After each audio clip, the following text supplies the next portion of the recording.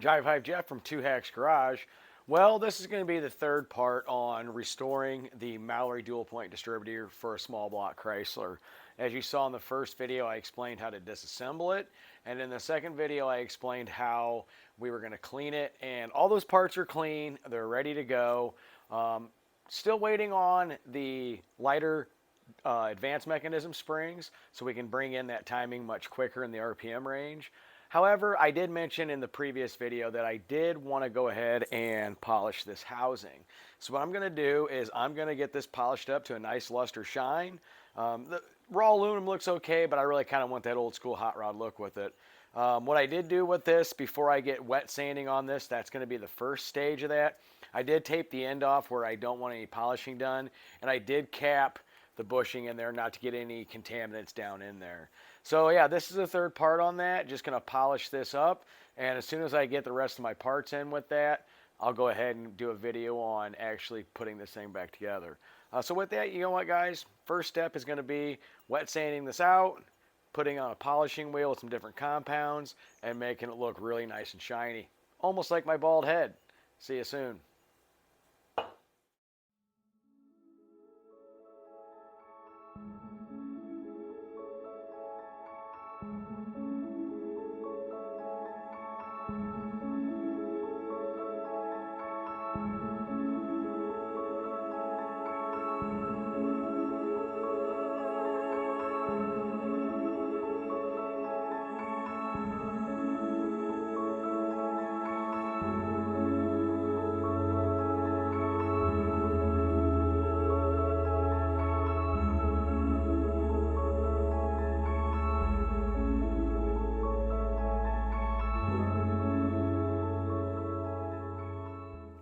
Well, that was the first step, as you saw.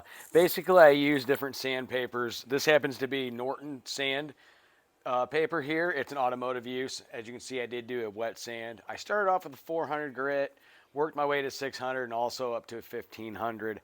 It is pretty porous. This is an old unit, so there is some pock marks. As you can see, it is decently smooth.